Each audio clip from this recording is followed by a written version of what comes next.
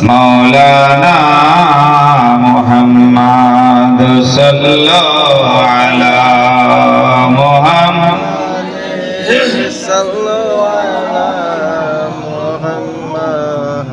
हरदम ज़बान से निकालो पाक हरदम ज़बान से निकालो मुहम्मद सल्लल्लाहु अलैहि वसल्लम ओगुन जमीनेर ओगुन जमीनेर माटी आमार হবে গোরস্থান ওগুন জমিনের মাটি আমার হবে গোরস্থান কোন জমিনের মাটি আমার হবে গোরস্থান কাদের চোখের জলে আমি ওগো কাদের চোখের জলে আমি পাব পরিত্রাণ কোন জমিনের মাটি আমার হবে গোরস্থান কোন জমিনের মাটি আমার হবে গোরস্থান কাদের চোখের জলে আমি ওগো কাদের চোখের জলে আমি পাব পরিত্রাণ কোন জমিনের মাটি আমার হবে গোরস্থান কারাই আমায় গোসল দেবে কে আনিবে কাফন কারাই আমায় কেঁদে কেঁদে করে দেবে দাফন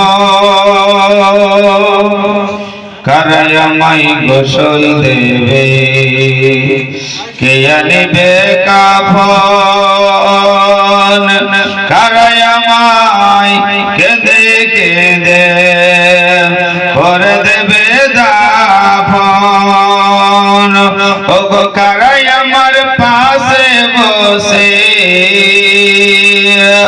ওগো কারাই আমার পাশে বসে শোনাবে কুরআন কোন জমিনের মাটি আমার হবে গোরস্থান ওগো কোন জমিনের মাটি আমার হবে গোরস্থান কাদের চোখের জলে আমি ওগো কাদের চোখের জলে আমি পাব পরিত্রাণ কোন জমিনের মাটি আমার হবে গোরস্থান কার কাঁধে চড়ে আমি কবর দেশে যাব জানি না কার মোনাজাতে খোদার রহম পাব জোরে বলেন সুবহানাল্লাহ কার কাঁধে চড়ে আমি কবর দেশে যাব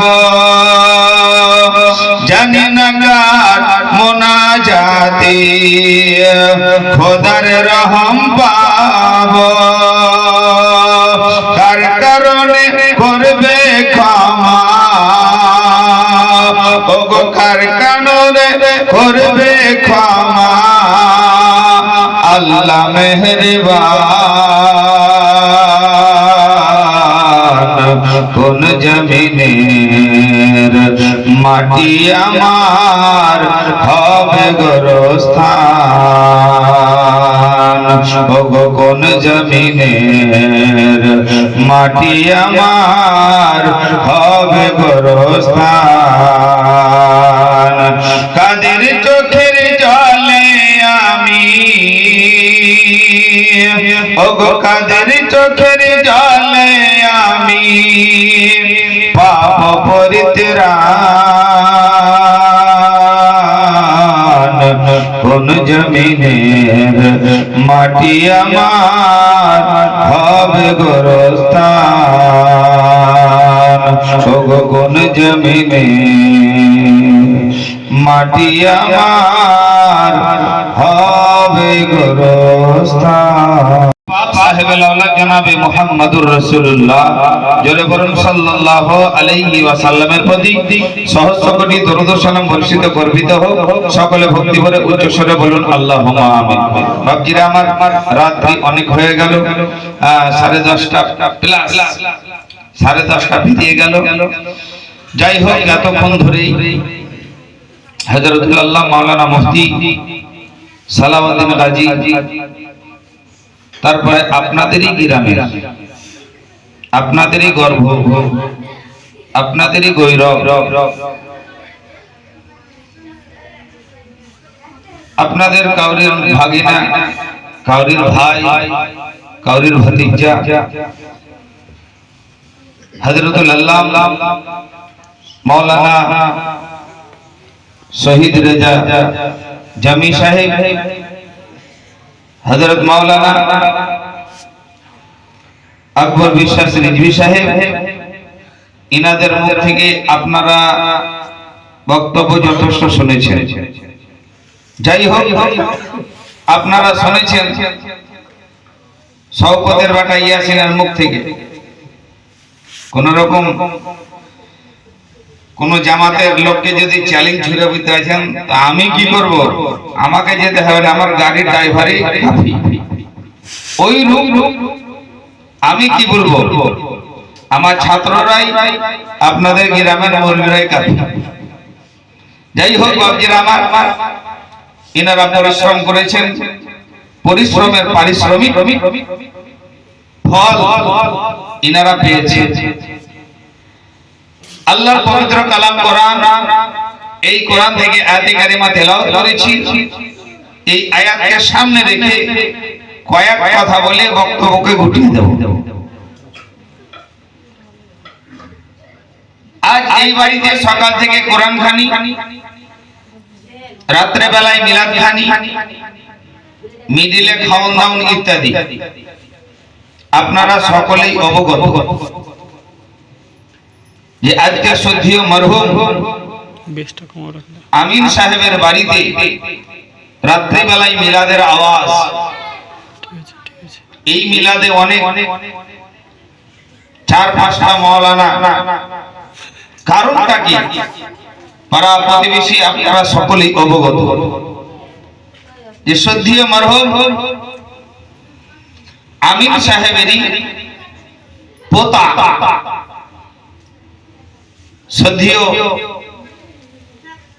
রিঙ্কু সাহেব নাকি ইনার সন্তান আমাদের মাদ্রাসা দারুল উলুম জামালিয়া সাখওয়াতিয়ার ছাত্র রানিং ছাত্র পড়তে যেত পড়াশোনাতে যুক্ত বা লিপ্ত ছিল মাদ্রাসায় যেত যাই হোক শিক্ষার রাস্তাতেই ছিল কিন্তু যারা মাদ্রাসায় শিক্ষা অর্জন করে যাদেরকে তালবে ইলম বলা হয় এর শান মান এত এত এত যে নবী আমার বলেন এই ওই সমস্ত তালবে ইলমেরা রাস্তাতে চলে জিবরিল আমিন তাদের পায়ের তলে পর বিছিয়ে দেয় জোরে বলেন সুবহানাল্লাহ জিবরিল আমিনের পর কত বড় আরেকটু ভাষা গোদা বাংলাতে আসেন পর মানে ডানা হাঁস মুরগি বতকের দেখবেন যে পাখা বা ডানা বলে এই জিবরিল আমিনের ডানা দুইখানা পর ছিল। এই আপনার আমার বাড়ি ঘরের হাঁস এবং মুরগির পাখা বা ডানার আয়তন হয়তো 5 ইঞ্চি, 7 ইঞ্চি, 10 ইঞ্চি।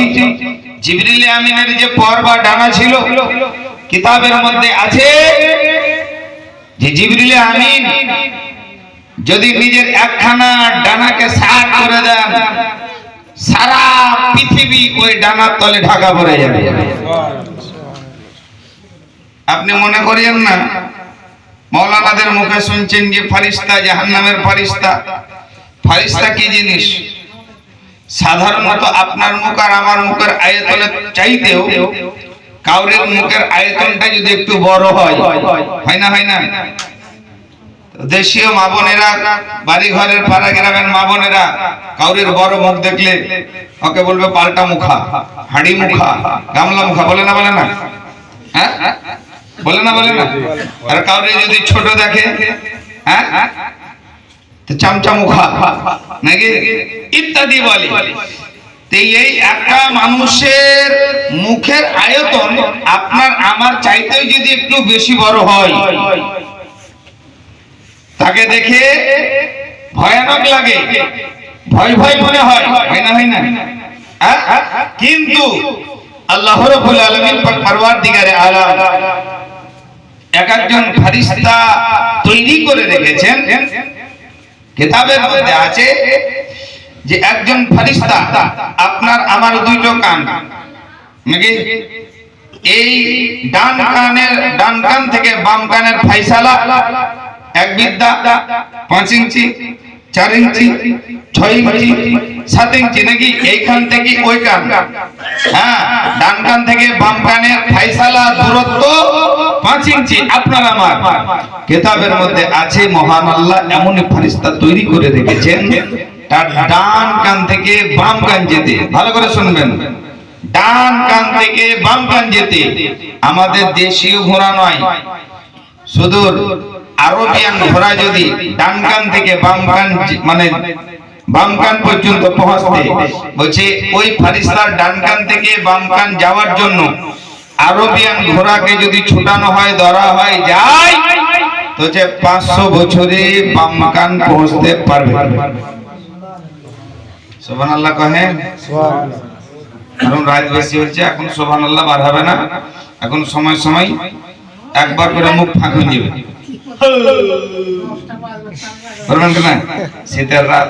যাই হোক, ভাবছেন আমার অনেক জায়গায় দেখে আসছি, হ্যাঁ, বুঝেছেন, বক্তা বক্তব্য দিচ্ছে আর শ্রোতাদের মুখ ফাঁক হয়ে আছে। বক্তব্য তার রসগোল্লা যে মুখ ফাঁক করেছেন, আপনার মুখে ফুটিয়ে দিবে, কিন্তু রাত্রে বেলায়। যাই হোক বাবজিরা আমার, আপনাদেরও পরিশ্রম শরীর। যাই হোক, আমি আল্লাহর কালাম কোরআন থেকে আয়াতে কারিমা তেলাওয়াত করেছি। মহান আল্লাহ রাব্বুল আলামিন আমার বলেন যে প্রত্যেকটা জীব বা নফসকে মওতের স্বাদ গ্রহণ করতে হবে।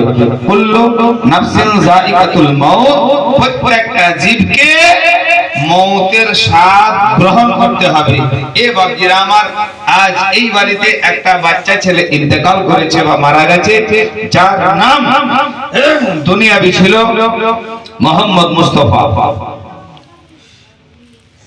তো বাবজিরা আমার, যার বা যে বাপ এবং মায়ের ছোট সন্তান ইন্তেকাল করে মারা যায়, তারা হচ্ছে ভাগ্যবান। জোরে বলেন সুবহানাল্লাহ। আপনি বলবেন মাওলানা কেমন কথা বলছেন, আমার ছেলে মরেছে, হ্যাঁ, আপনার তো লই হইলে কি দুঃখ লাগে না? আপনি আবার বলছেন যে কপাল ভালো, যদি আপনারটা মরতো আর আমারটা মরলেও আমারও কপাল ভালো। আপনার মরেছে, আপনার কপাল ভালো, কারণ আমার নবী বলেছে, কোন মাওলানা বলেনি, মুফতি বলেনি, মুহাদ্দিস বলেনি, মুফাসসির বলেনি, আমার রাসূলুল্লাহ বলেছেন। যেই রাসূলুল্লাহ আমার বলেন যে যাদের বাচ্চা ছেলে ইন্তেকাল করে কিয়ামতের দিনে ওই বাচ্চার মা বাবার খুশনসিব বা তারাই ভাগ্যবান। এ বাপজিরা আমার, সংক্ষেপে শোনাই যে সেই দিন কিয়ামতের দিন আমার আল্লাহ ওই বাচ্চা ছেলেকে বলবে, ও আমার বান্দা, যাও, তুমি তো নিষ্পাপ বাচ্চা, যাও তুমি জান্নাতে চলে যাও, জান্নাতে যাও। রব্বুল আলামিন যেমনই জান্নাতে যেতে বলবে, সুবহানাল্লাহ, ওই বাচ্চা থমকে দাঁড়িয়ে যাবে, আমার আল্লাহকে বলবেন, ও গো রব্বুল আলামিন, খাল্লাকে কায়নাত, আল্লাহ আমি জান্নাতে যাব, আমাকে জান্নাতে যেতে বলছো, কিন্তু আমার বাপ মা কোথায় যাবে? রব্বুল আলামিন পাক পরওয়ারদিগারে আলমকে সেই বাচ্চা বলে, ও গো রব্বুল আলামিন, যদি আমার বাপ মা জান্নাতে যায় তাহলে আমাকে জান্নাতে পাঠাও, আর আমার বাপ মা যদি জাহান্নামে যায় তো বাপ মার সঙ্গে জাহান্নামে পাঠাও। আমার আল্লাহ ওই বাচ্চার কথাতে মুগ্ধ হয়ে গিয়ে রব্বুল আলামিন আমার বলবে, যাও বাচ্চা, তোর বাপ মাকে সঙ্গে করে নিয়ে জান্নাতে চলে যা। জোরে বলে। এটা হচ্ছে প্লাস পয়েন্ট। আর একটা পয়েন্ট, সুবহানাল্লাহ, অনেক অনেক মানুষের, অনেক বাপের, অনেক সন্তানের বাবা মারা গেছে, জানি না জানি, অনেকের গিয়েছে। আপনারাই দেখেন কতজন আপনার আমার মাঝে আছে মানুষ যাদের মা এবং বাবা দুনিয়া ছেড়ে বিদায় নিয়েছে, কিন্তু ব্রাদার ইন ইসলাম বাবা মারা গেল, মা মারা গেল, দু চারটা গরু কেটে, বুঝতে পারছেন, ধুমধাম করে একদম ভোজ বা খানা দিয়ে দিলাম, সদকায়ে জারিয়া নেকি। কিন্তু আল্লাহ হযরত বলেন সব থেকে সদকায়ে জারিয়া নেকি ওটাই যার বাপ মারা গেছে, যার মা মারা গেছে, বাপ মা ইন্তেকাল হয়ে যাওয়ার পর যেই বাপ মায়ের সন্তান শুধরে যায়, পরিবর্তন হয়, নামাজি হয়, সব থেকে বড় সদকায়ে জারিয়া হচ্ছে এটাই। বুঝতে পারছেন? এ বাপজিরা আমার, যাই হোক, মুআজ্জাজ হাজিরিন, আল্লাহ রাব্বুল আলামিন আমাদের সকলকে নেক আমল করার জন্য তৌফিক দান করে, বলুন আল্লাহুম্মা আমিন। এ মুআজ্জাজ বিরাদারান ইসলাম, আমরা হচ্ছি আহলে সুন্নাতুল জামাতের লোক, আমরা হচ্ছে মাজার মাননেওয়ালা লোক, মাজারের পূজা করি না, এবং কোন মৌলভীরাও আহলে সুন্নাতুল জামাতের মৌলভীরা করতে বলে না।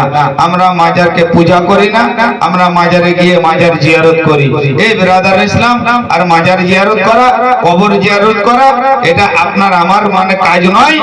আপনি আমি যদি করি, সুবহানাল্লাহ, এটা আমার বিশ্ব নবী সুবহানাল্লাহ কবর জিয়ারত করে গেছেন, আর যেই ব্যক্তি কবর জিয়ারত করবে নেকি তো হবে, সুন্নতে রাসূল আদা হবে। জোরে বলেন সুবহানাল্লাহ। রাসূলুল্লাহর সুন্নাত আদা হবে, নবী করেছেন, আমরা যদি করতে যাই, বুঝতে পারছেন, তাহলে এটা বেদাত হয়ে গেল। আমি ওইদিকে বেদাতের দিকে যাই না, মানে ওরা এখন পর্যন্ত দাঁতেনি, বেদাতি হয়ে আছে, বুঝতে পারছেন। যাই হোক, মুআজ্জাজ বিরাদারান ইসলাম, আমি বলছিলাম এটাই আল্লাহ বলেন যে প্রত্যেকটা নফসকে মওতের স্বাদ গ্রহণ করতে হবে, মওতের স্বাদ চাখতে হবে। এ বাপজি ভাইরা আমার, আসুন, সুবহানাল্লাহ, আপনারা শুনেছেন যে হযরত লোকমান হাকিম রহমাতুল্লাহ আলাইহি, এনার নাম শুনেছেন? হ্যাঁ বলেন, লোকমান হাকিমের নাম শুনেছেন? ইনি লোকমান হাকিম, ইনি এত সুবহানাল্লাহ আর ধার্মিক, আল্লাহ ভীরু ব্যক্তি তো ছিলেন, আল্লাহওয়ালা ব্যক্তি তো ছিলেন, কিন্তু ইনি এত বড় ডাক্তারের ডাক্তার ছিলেন, বুঝতেছেন, এত বড় ডাক্তার ছিলেন, এত বড় কবিরাজ ছিলেন। কিতাব বলে মওত বাদ দিয়ে, মরণ বাদ দিয়ে সমস্ত ব্যাধি অসুখের ওষুধ লোকমান হাকিমের কাছে ছিল। জোরে বলেন। ও বাপজি ভাইরা মায়েরা, আসুন, হযরতে লোকমান হাকিম একদিন ওনার বড় সন্তানকে ডাকলেন। ডাকার পরে সুবহানাল্লাহ, ওই লোকমান হাকিম ওনার বড় সন্তানের হাতে দুইটা ট্যাবলেট দিলেন, ট্যাবলেট ওষুধ, দুইখানা ওষুধ দিয়ে লোকমান হাকিম ওনার বড় সন্তানকে বললেন, এটাই বাবা গো, এই ট্যাবলেট দুখানা নাও, আর এই ট্যাবলেট দুখানা নিয়ে গিয়ে তুমি একটা পাথরের উপরে রেখে দেবে, আর একটা তুমি পানির কলসির মধ্যে ভরে দেবে। লোকমান হাকিমের কথা শুনে লোকমান হাকিমের বড় সন্তান দুইখানা ট্যাবলেট লোকমান হাকিমের হাত থেকে নিজের হাতে নিলেন। নিজের হাতে নেওয়ার পর উনি সুবহানাল্লাহ ট্যাবলেট দোকানে নিয়ে চলে গেলেন। ট্যাবলেট দোকানে নিয়ে চলে যাওয়ার পর বাবার কথা অনুযায়ী, লোকমান হাকিমের কথা অনুযায়ী একখানা ট্যাবলেটকে পাথরের একটা চাটানের উপরে রাখলেন, একটা বিশাল বিখ্যাত পাথরের উপরে রাখলেন, আর একটা ট্যাবলেটকে পানির কলসিতে যেন ভরে দিলেন। ও বাপজি ভাইরা, কিছুক্ষণ অতিবাহিত হয়ে গেল, কিছুক্ষণ সময় চলে গেল, কিছুক্ষণ সময় কেটে গেল। লোকমান হাকিমের সুবহানাল্লাহ সন্তান ওই ট্যাবলেট দুখানা দুই জায়গাতে রেখে আব্বাজানের কাছে এলেন। লোকমান হাকিমের কাছে আসার পর কিছুক্ষণ পরে, কয়েক মিনিট পরে, কিছুক্ষণ পরে যেন লোকমান হাকিম বলে, ও আমার সোনামণি, ও আমার সোনামানিক বাবারে, যেই দোকানের ট্যাবলেট তোমাকে আমি দিয়েছিলাম, ওই ট্যাবলেট দোকানা একখানা ট্যাবলেট তোমাকে পাথরের উপরে রাখতে বলেছিলাম, একখানা ট্যাবলেট তোমাকে পানির কলসির মধ্যে রাখতে দিয়েছিলাম। ও বাবা সোনামানিক, যাও যাও, যেই ট্যাবলেট দোকানা দুই জায়গাতে রেখে এসেছো, ওই ট্যাবলেট দোকানা তুমি পুনরায় আমার কাছে এনে দাও। লোকমান হাকিম যেমন বড় সন্তানকে বললেন, যাও বাবা যাও, ট্যাবলেট দোকানা আমাকে এনে দাও।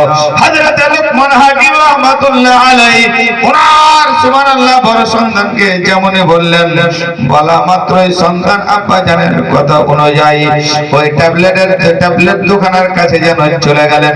ট্যাবলেট দোকানের কাছে চলে যাওয়ার পর লোকমান হাকিমের বড় সন্তান বলেন, যেই ট্যাবলেট খানা পাথরের উপরে রেখেছিলাম, ওই ট্যাবলেট খানার নিকটে গেলাম, কিন্তু ট্যাবলেট খানার নিকটে যাওয়ার পর যেই ট্যাবলেট খানা পাথরের উপরে রেখেছিলাম, ওই পাথরের নিকটে বা ওই ট্যাবলেট খানার নিকটে যাওয়ার পরে আমি দেখলাম যেই ট্যাবলেটটা আমার আব্বা পাথরের উপরে রাখতে দিয়েছিল, ওই ট্যাবলেটে রাখতে দিই পাথর বলে পানি হয়ে গেছে। ও বাপজি ভাইরা মায়েরা গো, হযরতে লোকমান হাকিম এমনই বিখ্যাত ডাক্তার ছিলেন বা কবিরা ছিলেন। এ বিরাদার ইসলাম, লোকমান হাকিম যদি কোনো জঙ্গল দিয়ে পাশ দিয়ে চলে যেতেন, হেঁটে যেতেন, গাছ গাছড়াতে লোকমান হাকিমকে যেন বলতে থাকতো, হুজুর গো, আমি অমুক অসুখের ওষুধ রয়েছি। কেউ যদি গাতে যদি কোবরাজি করে দেখিয়ে, হ্যাঁ, কিন্তু কোবরাজি দেখবেন বেশিরভাগ গ্রামের লোকে যারা কোবরাজি করে, আমিও তো অবাক হয়ে যাই। আমানতের খেয়ানত করে, পেশাব করে, পানি লাই না, পায়খানা করে কয়েক মালে সুস্থ হয়, পানি খরচ করতে হয়, এটাও জানে না, নামাজ তো পড়ে না, আবার কোবরাজি করছে। আচ্ছা না, না এরকম? আবার দেখছি ওয়ারি আবার দরজাতে বেশি ভিড়। আমি মৌলভী সাহেব সূরা বাকারা, সূরা ইয়াসিন, সূরা রহমান পড়ে পানিতে ফুঁ দিছি, তো আমার কাছে লোক নাই। আরো কি করছে না করছে আল্লাহ। সূরা ইখলাস তো দূরের কথা, বলতে হ্যাঁ, সূরা বাকারা তো দূরের কথা, সূরা ইখলাসই মুখস্থ নাই। কি বলে যে ফুঁ দিছে, তো ওয়ার আবার আরে বেশি লাগে। কারণ এবং যে ভাইরা আমার, মহান আল্লাহ রাব্বুল আলামিন পবিত্র কালাম কোরআনের মধ্যে ঘোষণা করলেন, প্রত্যেকটা জীবকে মওতের স্বাদ গ্রহণ করতে হবে। আজকে এইবারের যিনি গার্জিয়ান ছিলেন, এই গার্জিয়ান যেন দুনিয়া ছেড়ে বিদায় নিয়েছেন, সেই গার্জিয়ানেরই পোতা সদ্য রিঙ্কু সাহেবের যেন সন্তান দুনিয়া ছেড়ে বিদায় নিয়েছে। ও বাবজি আমার, এই সন্তানের মতোই আপনি আমিও কোনোদিন যেন দুনিয়া ছেড়ে বিদায় নেব। ও বাবজি, তার জন্য কোরআন পাকে আমার আল্লাহ বলে, প্রত্যেকটা নার্সকে মওতের স্বাদ যেন গ্রহণ করতে হবে। আমার বলার উদ্দেশ্য হচ্ছে একটাই, লোকমান হাকিম এত বিখ্যাত কবিরাজ ছিলেন, এমন হাকিম ছিলেন, উনি সুবহানাল্লাহ ওনার বড় সন্তানকে যখন সুবহানাল্লাহ পাথরের কাছে যখন গেলেন, উনি দেখতে পেলেন এটাই আমার আব্বাজান যে ট্যাবলেট তৈরি করেছে, ওই ট্যাবলেটটার অ্যাকশনে পাথর গলে পানি পরিণত হয়ে গেছে। আবার দ্বিতীয় ট্যাবলেটের কাছে গেলেন, যেই ট্যাবলেট খানা পানির কলসির মধ্যে রেখেছিলেন, ও বাবজি ভাইরা আমার, পানির কলসির মধ্যে বা যেই ট্যাবলেট খানা রেখেছিলেন, ওই কলসির কাছে যাওয়ার পরে লোকমান হাকিমের ছেলে সুবহানাল্লাহ যেমন হাত দিতে যাবে না, হযরতে লোকমান হাকিমের ছেলে যেন দেখতে পান যে ট্যাবলেট খানা পানির কলসির মধ্যে ভরে দিয়েছিলাম, ওই ট্যাবলেট খানার অ্যাকশনে কলসির পানি ট্যাবলেটের অ্যাকশনে পাথর হয়ে গেছে। পাথরে রেখেছিল সেটাও পেল না, পানির কলসিতে যেটা রেখেছিলেন সেটাও পেলেন না। ফাঁকা হাত, খালি হাতে আব্বাজান লোকমান হাকিম ইনার লোকমান হাকিমের কাছে যেন ফিরে এলেন। হযরতে লোকমান হাকিম যেন বলতে থাকে, বাবা সোনা মানি কই কই কই দাও, যেই দুখানা ট্যাবলেট তোমাকে দিয়েছিলাম ওই ট্যাবলেট দুইখানা তুমি আমাকে দাও। লোকমান হাকিমের বড় সন্তান যেন বলতে থাকলেন, এটাই আব্বাজান দুইখানা ওষুধ বা ট্যাবলেট আপনি আমাকে দিয়েছিলেন, একখানা পাথরের উপরে রাখতে দিয়েছিলেন, অপরখানা যেন আপনি পানির কলসির মধ্যে রাখতে দিয়েছিলেন। আব্বাজান পাথরের উপরে যে ট্যাবলেট খানা রাখতে দিয়েছিলেন, আমি পাথরের নিকটে গিয়ে দেখলাম ওই ট্যাবলেটের অ্যাকশনে পাথরটা গলে পানি পরিণত হয়ে গেছে। যেই ট্যাবলেট খানা পানির কলসির মধ্যে রাখতে দিয়েছিলেন ওই পানির কলসের কাছে আমি গেলাম, যাওয়ার পরে যেন আমি দেখতে পেলাম এটাই ওই পানির কলসিতে যে ট্যাবলেটটা রেখেছিলাম